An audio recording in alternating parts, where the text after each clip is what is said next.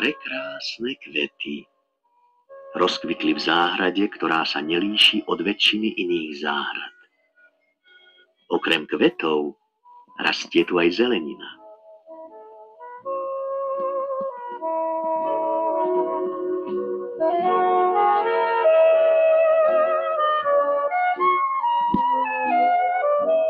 No a akáže by to bola záhrada, keby v nej neboli stromy, rodiace lákavé ovocie?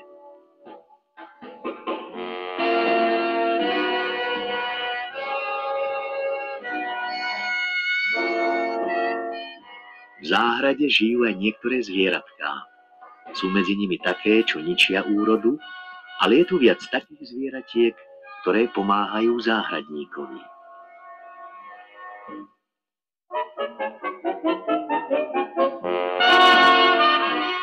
Záhradník jednotného roľníckeho družstva býva so svojou rodinou v domčeku, postavenom hneď pri vchode do záhrady, o ktorú sa stará.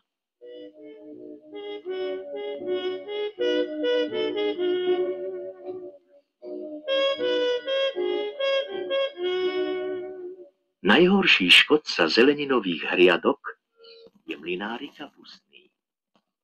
Motýľ je ako mlynár, celý pokrytý bielým práškom. Z vajíčok motýľa sa liahnu húsenice. Sú veľmi pažravé a neraz zničia celú úrodu.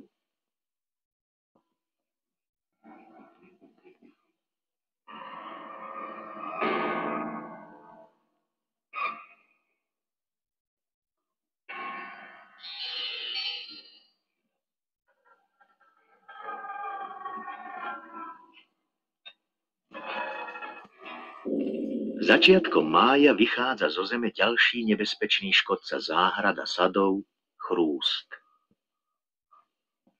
Hlad a pud rýchlo sa rozmnožiť vedú ho na stromy a kríky.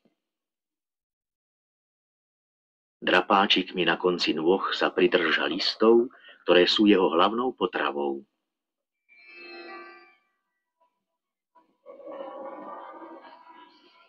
Chrúst žije iba krátko. Samička nakladie v zemi vajíčka, z ktorých sa vyvinú známe pandravy. Najradšej žerú korienky poľnohospodárskych plodín.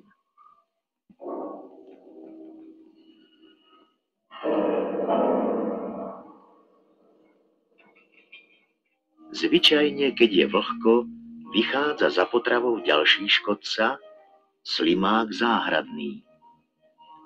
Na dlhších tykadlách vysúva oči, kratšie sú sídlom čuchu a hmatu.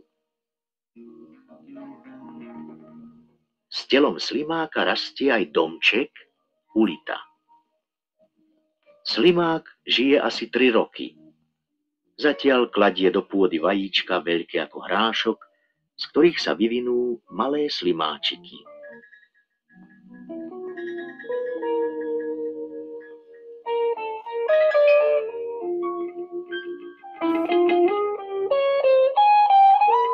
Hraboš poľný sa živí rastlinami a semenami.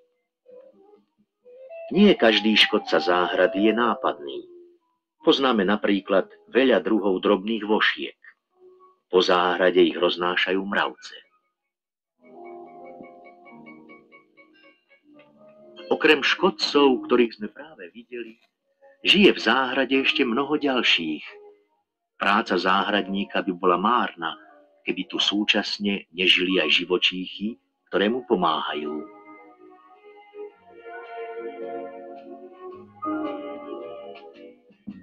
Nie každý vie, že medzi ne patrí dážďovka.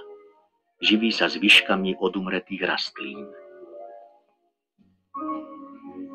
Pri hľadaní potravy dážďovky kypria a zúrodňujú pôdu. Zo zeme vychádzajú iba v noci alebo po daždi.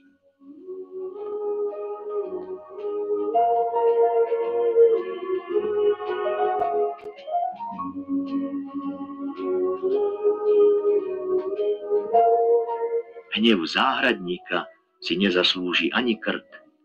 Tu sa nechová prirodzene, lebo celý život trávi v zemi. Škodu, ktorú urobí podrývaním plodín, mnohonásobne napraví, lebo je najväčším nepriateľom pandrav.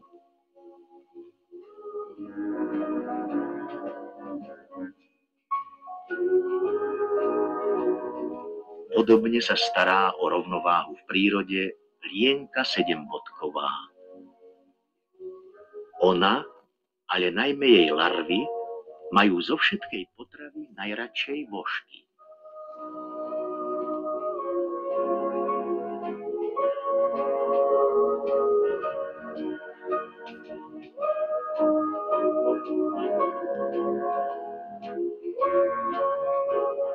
Ropucha sa v záhrade po celý deň skrýva, ako by vedela, že mnohým ľuďom sa protiví. Chytá najmä hmyz, preto je veľmi užitočná. Ropucha kladie vajíčka vždy do vody. Liahnu sa z nich žubrienky, ktoré sa počas rastu menia.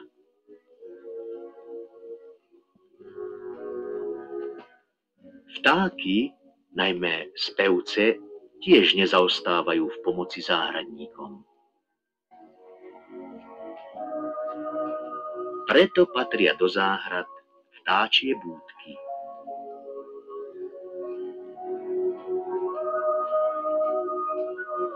No najusilovnejšie sú včely. Od rána do večera zbierajú nektár a peľ, aby záhradník mal dosť medu, a súčasne oplodňujú rastliny.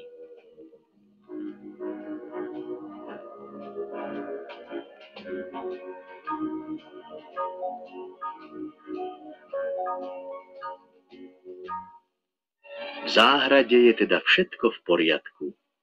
Záhradník a družstvo sú spokojní. Na ošetrovanie záhrady má záhradník traktor a veľa iného náradia.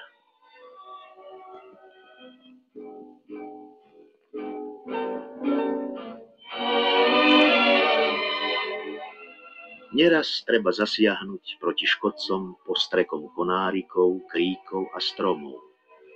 Jedovaté látky dobrý záhradník používa iba zriedka.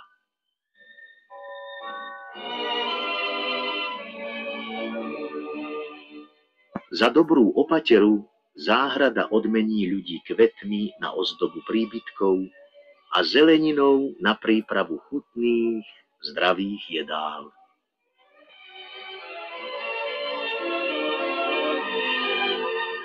Pravda, tam, kde chránia užitočné zvieratká, môžu takmer po celý rok zberať aj ovocie. Niektoré odrody jablok uskladní záhradník na zimné obdobie. A kto vie, či si nekúpime jablká z tejto záhrady práve my? Spomeňme si vtedy na prácu záhradníka a na jeho dobrých pomocníkov i škodcov.